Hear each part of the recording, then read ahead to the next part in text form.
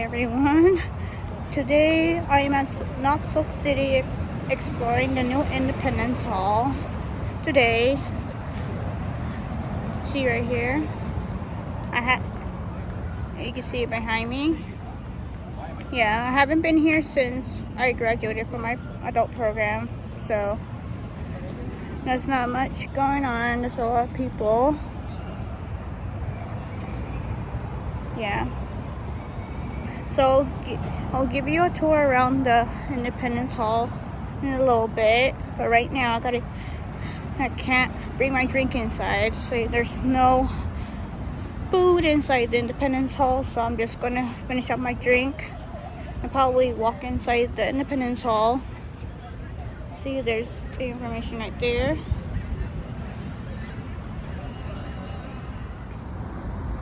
Here's the information. So for employees only. Not much going on. Side. See, there's cars right here, and then here's Ghost Rider. Well, right, across from Knox. So you can see Ghost Rider right there. Yeah, so I'll give you guys a tour of Independence Hall after I'm done eating my snack. And here are the picnic tables here you can sit at. Right here. See, there's not much going on. I think that's pretty changed a little bit in Salt City. I've not been here since I graduated from my adult teenager program. I used to volunteer here to do landscaping. A lot has changed a little bit. Not a lot, no, a little bit. Here's the Independence Hall. There's time in here. Wow, there's a lot of stuff in here.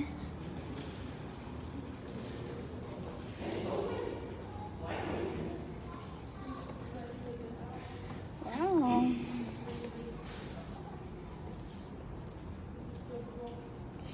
Wow, it's really nice in here.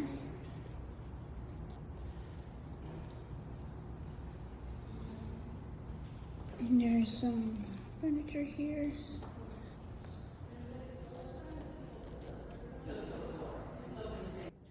The lights will go down.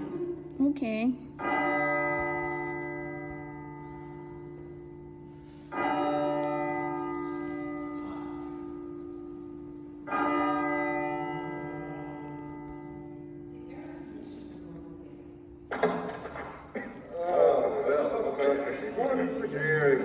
I hope we get something done.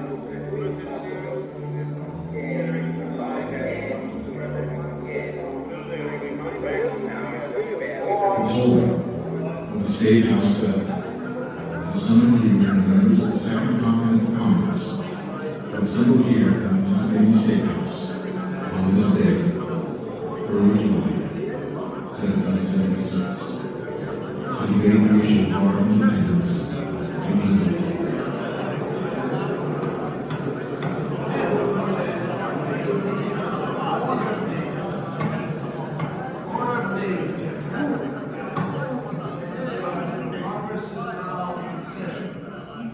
Chair recognizes Mr. Lee of Virginia.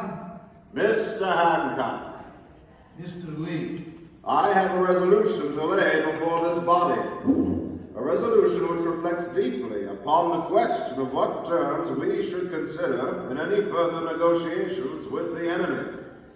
According to the instructions of my constituents in Virginia, I am asked to propose this resolution before Congress. Resolved, that these united colonies are and of right ought to be free and independent states, that they are absolved from all allegiance to the British Crown, and that all political connection between them and the state of Great Britain is and ought to be totally dissolved.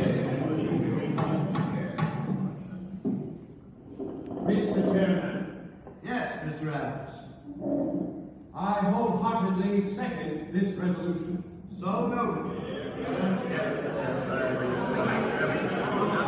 Independence? Complete independence? It's fantastic to even think seriously of considering it. Gentlemen, the resolution has been moved and seconded. The floor is now open for debate and comment on this resolution for independence. Praise be to heaven! Now our people really have something to fight for. Only an extremist could put forth such ideas. Sir, this struggle was not intended to degenerate into total war and anarchy. Yes, what kind of extremist proposal is this? We are supposed to be in a limited war to secure specific rights for these colonies. Let us not forget the true issues, gentlemen. Have we forgotten that these colonies were driven to take up arms? Gentlemen, please, one at a time. The chair recognizes Mr. Samuel Adams of Massachusetts. Thank you, Mr. Chair. As it now stands, gentlemen, many of our soldiers wonder what they are really suffering and dying for. This Declaration of Independence will give our people new hope. It will give us something really worth living for, and if need be, worth dying for. Our intent has never been to destroy or throw away that government, but to reform it and safeguard ourselves under its protection. Complete independence? Why, that would be like a child being thrust out of his father's house. As much as Great Britain is our sworn enemy, we must not offend her too much. Is this the talk of appeasement? Why, think what would happen if we were to carry this resistance too far.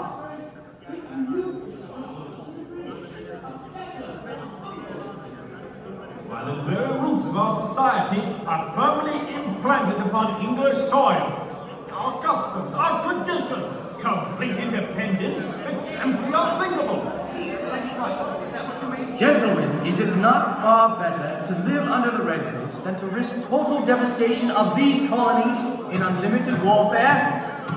Mr. Chairman, The chair recognizes Mr. George Ross of Pennsylvania.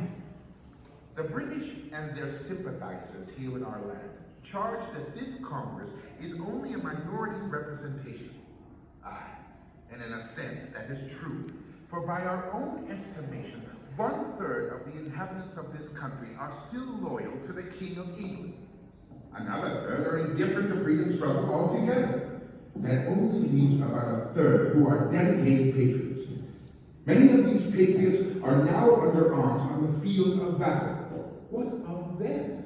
It is they who are willing to make a reality of the rights we argue for, make them real by writing their sentiments often enough in pools of their own blood. We owe them something more for their lives than a negotiated stalemate.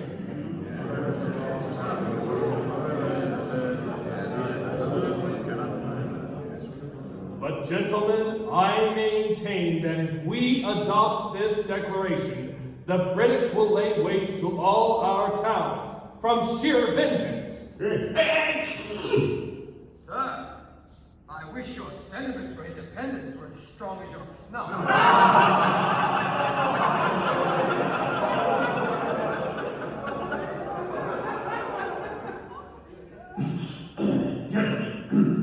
Gentlemen, the acts of the Crown are unquestionably wrong and should be resisted to the hilt. Nonetheless, we simply must continue our attempts to negotiate for a peaceful settlement to this conflict. This Declaration of Independence is going too far. Far too far. Yes, I agree. Peace, sweet, reasonable peace has never been our dearest object. Mr. Chair, Yes, Mr. Adams. our towns are built of wood and brick. If they are burned down, we can rebuild them. But if we never allow our liberty to be lost, it will be gone forever. Gentlemen, Dr. Franklin has something to say.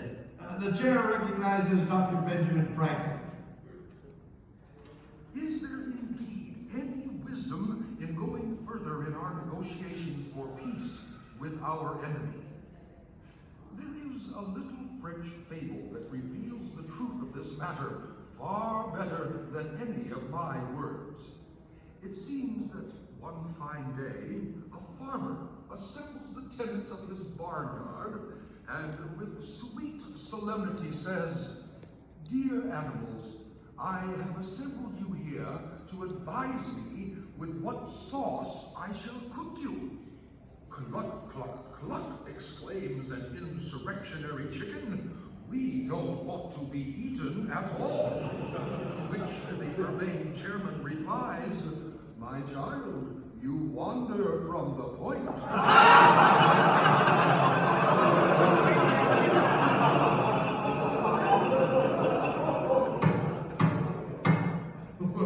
Well, gentlemen, it seems that the debate on independency could go on forever.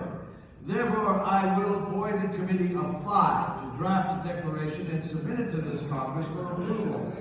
Mr. John Adams of Massachusetts, Mr. Roger Sherman of Connecticut, Mr. Robert Livingston of New York, Dr. Franklin of Pennsylvania, and Mr. Thomas Jefferson of Virginia.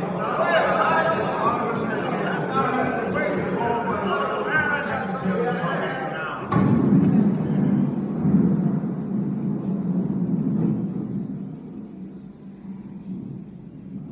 Consider carefully, gentlemen, very carefully, for this Declaration of Independence burns all bridges.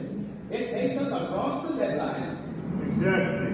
None of us can ever return on the old road, except with a rope around our neck. We have not only ourselves to consider, for as we know, if this declaration is adopted, it will be considered the ultimate act of high treason against the crown.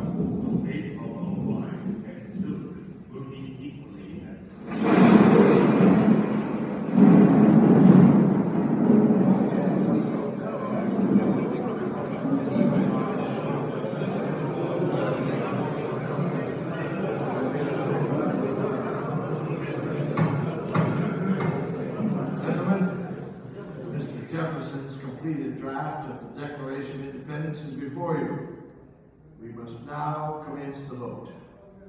Mr. Thompson, you will call the roll and record the votes. If Delaware says yes, we will go along. Only if New York agrees will we consent. Well, if a majority seems to think it wise, we will concur also. They say no. Defer it. There will be a better time. The idea is good, but the time may be premature. I say we must have more time to consider so serious a change. More attempts at negotiation.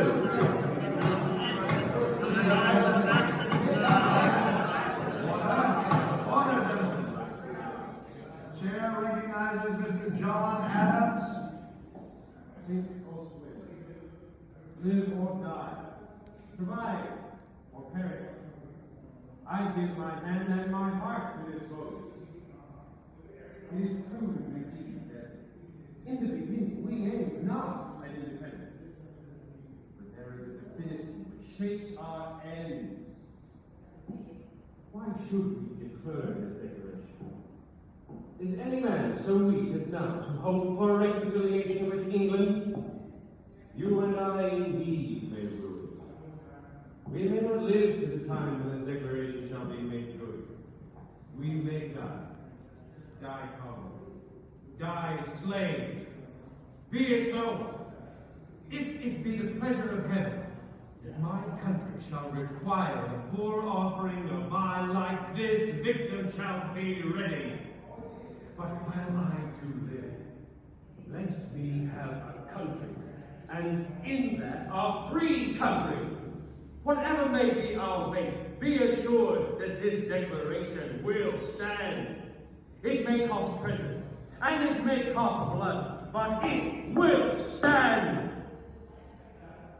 Through the thick gloom of the present, I see the brightness of the future as the sun in heaven. We shall make this a glorious and immortal day. When we are in our graves, our children will honor it. They will celebrate it with thanksgiving, with festivities, with bonfires and illuminations.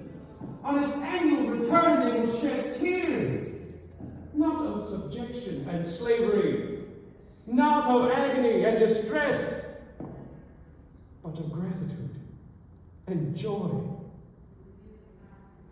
Sirs, before God, I believe the hour has come. My judgment approves this measure, and my whole heart is in it. All that I have, all that I am, and all that I hope in this life, I am now here, ready to stake upon.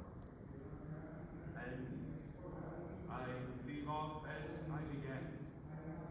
Let live or die, survive or perish, I am for this declaration. It is my living sentiment. By the blessing of God, it shall be my dying sentiment. Independence now. Independence forever.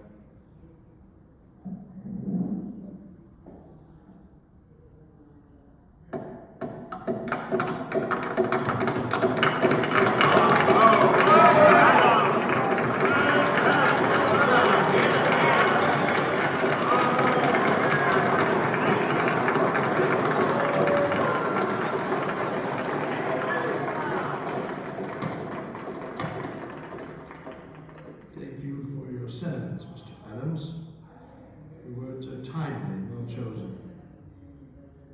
Gentlemen, the time has come to avow our belief in the future of this country and cast our votes on this declaration. Be advised that we must be unanimous. We must hang together on this issue. Or most assuredly, we will all hang separately.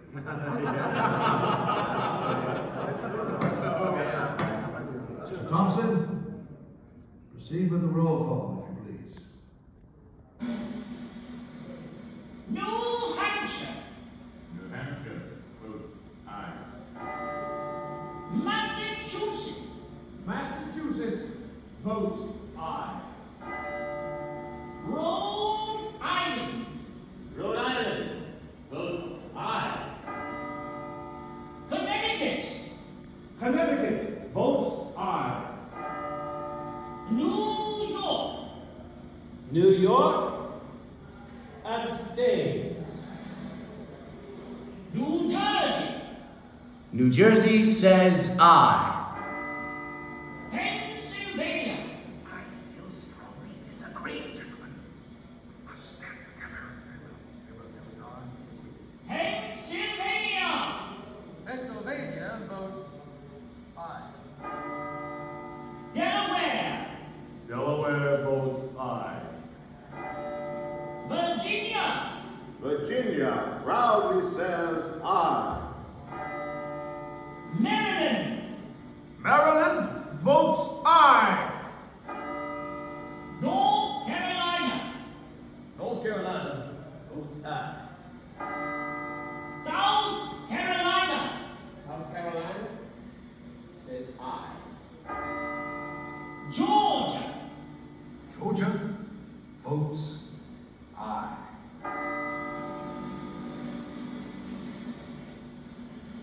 the roll call is completed. The final vote is unanimous. 12 aye, 1 abstention.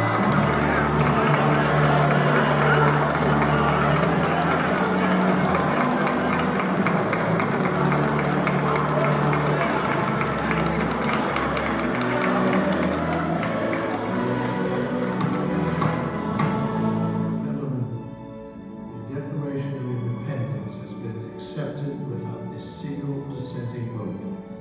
And by this action, we have pledged for its support our lives, our fortunes, and our sacred honor.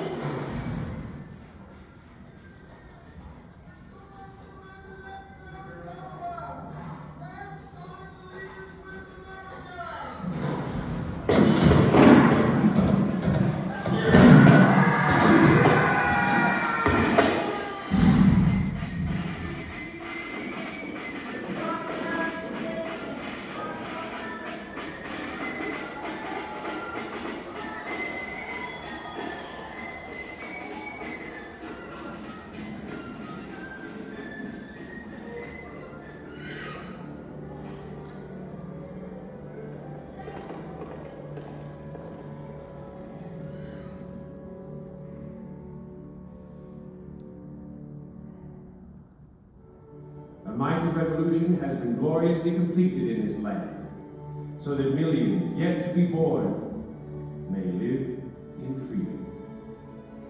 I wonder if future generations will remember what this declaration has cost this generation in treasure, sacrifice, and blood. If I had ever thought for a moment that they would forget, I would rue to my dying day ever having played a part in this work. Today, a new constellation glows brightly in the heavens. A new nation has been born. We will, with God's help, continue to cherish, preserve, and indeed protect it with our lives, our fortunes, and our sacred honor. I wonder if future generations will do the same. I wonder if they will be able to keep this new nation. I wonder if they will be able to keep it.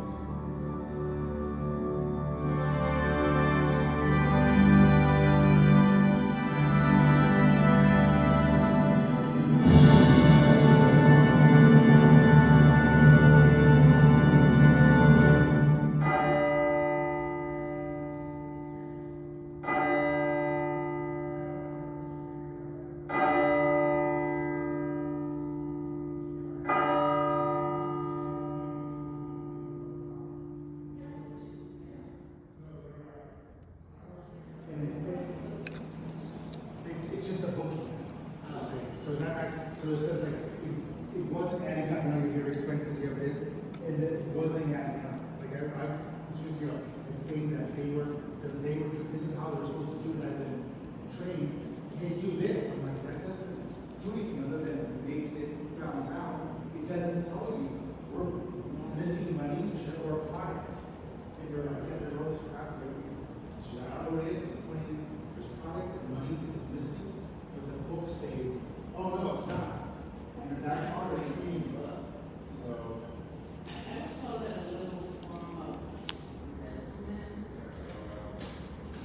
I mean, I can see where companies are just thinking about whatever, don't care, and let everyone know whatever it is. That's what the house and then you can always just go, oh, that's stolen stuff. Like, no, it's not. Like, you can order it, or you don't know where it's at, or whatever.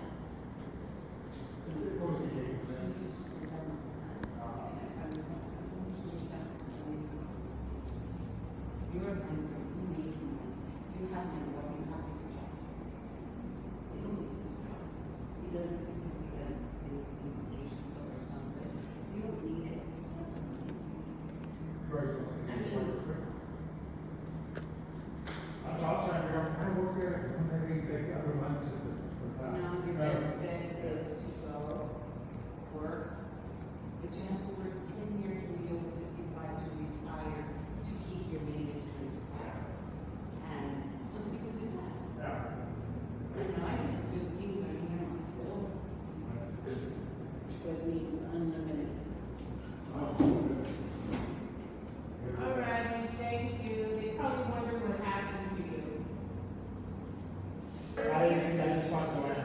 Oh, okay. So she wanted to come. Yeah. Did you tell me anything or? Huh? Did you even tell me anything or? Just asking. Okay, make sure. Okay, Dave.